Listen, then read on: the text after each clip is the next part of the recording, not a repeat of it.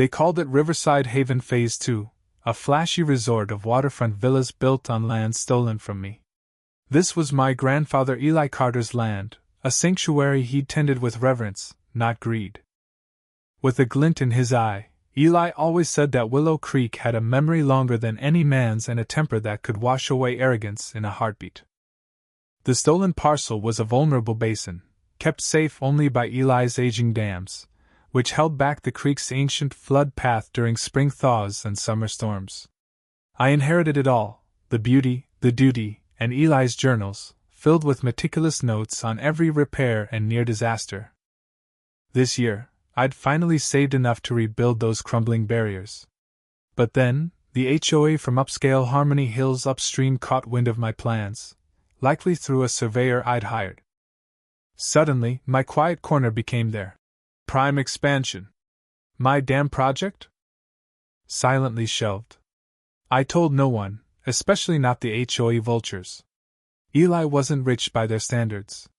His wealth lay in the rustle of willows, the dance of fireflies, and the earthy scent after rain. He bought this, useless, flood-prone land in the 1940s, seeing not a farm but a haven. His small dams weren't feats of engineering, they were acts of respect, guiding the water, not fighting it. He taught me to read the creek's moods, shifting colors and restless flow before a storm. This land gives, but it takes if you don't listen, he'd rumble. After Eli passed, I tried to maintain the dams, but my city job kept me away. They eroded season by season. This year was different. I took leave, hired a retired engineer, Tom Grayson, who admired Eli's methods, and planned a sustainable retreat to honor his legacy. I dreamed of trails, workshops, and stronger dams blending old wisdom with new science. Eli's journals, detailing decades of floods, were my guide. The land was alive, oaks draped in moss, hidden springs, wildlife thriving under Eli's care. He'd point to high water marks on trees, warning, "The creek remembers this height. It'll try again if we falter." Then came Harmony Hill's glossy brochure in my mailbox, boasting community excellence, with airbrushed images of my creek.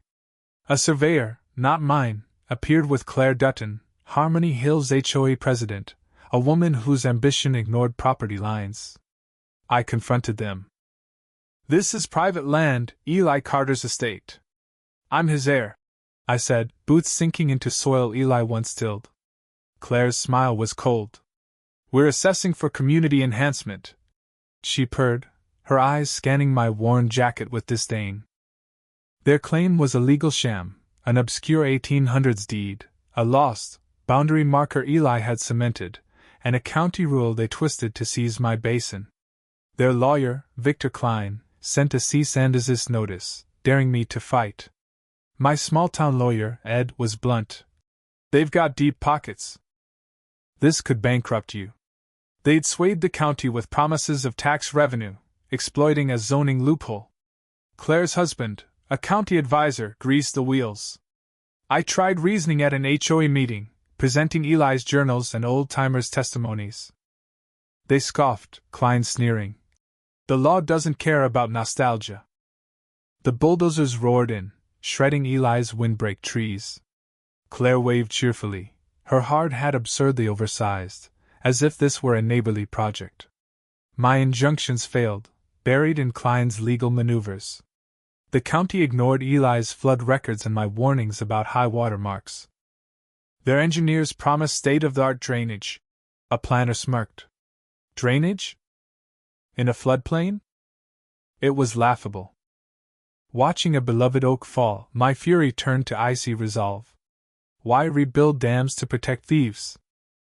The basin, Eli's soaker, was the creek's first target in a flood. I called Tom Grayson. "Project's on hold," I said, voice flat.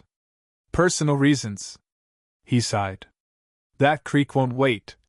I said nothing, letting quotes lapse, funds sit, and dams crumble. From my bluff, I watched their shoddy villas rise on weak slabs, their drainage, a pathetic culvert. The dams worsened, cracks widened, timbers rotted. I documented every flaw, waiting. Their blueprints, glimpsed in discarded papers, were a joke: basements and a high water table, windows facing the creek's wrath. They rushed, cutting corners, thin insulation, shallow foundations, sods slapped on dirt. Claire promised tranquil waterside living as summer storms loomed. I walked the dam line, noting leaks and groans, snapping geotag photos for the inevitable reckoning. August brought heavy air and silent frogs, Eli's sign of big rain. The HOA planned a gala, fairy lights twinkling under ominous skies. A brief squall flooded their culvert, washing away sod. Claire dismissed it, obsessing over appearances. I prepped my cabin, moving Eli's journals to safety, not from fear. My land was high, but respect. The creek was stirring. The rains hit before Labor Day, a relentless drizzle turning to torrents. Willow Creek roared, muddy and fierce. By Saturday, the gala day, water breached the banks, swallowing villas. Sod vanished, windows drowned. A catering truck floundered, guests fled. Then, a groan, a dam collapsed. A wall of mud and debris surged, smashing villas. Windows shattered, walls buckled, and the clubhouse flooded. I watched, rain-soaked, feeling no joy, only awe. This wasn't my doing, just nature's reply to greed. By Sunday, the resort was a swamp. Villas were shells, the clubhouse a silt-choked ruin. News crews swarmed. Claire, bedraggled, mumbled about acts of God. Klein vanished. The county backpedaled, facing probes. My land, untouched, drew gawkers I shooed away.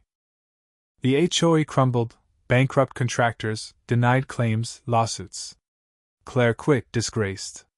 The basin, seated back after legal battles, was mine again for a pittance, thanks to Ed's savvy.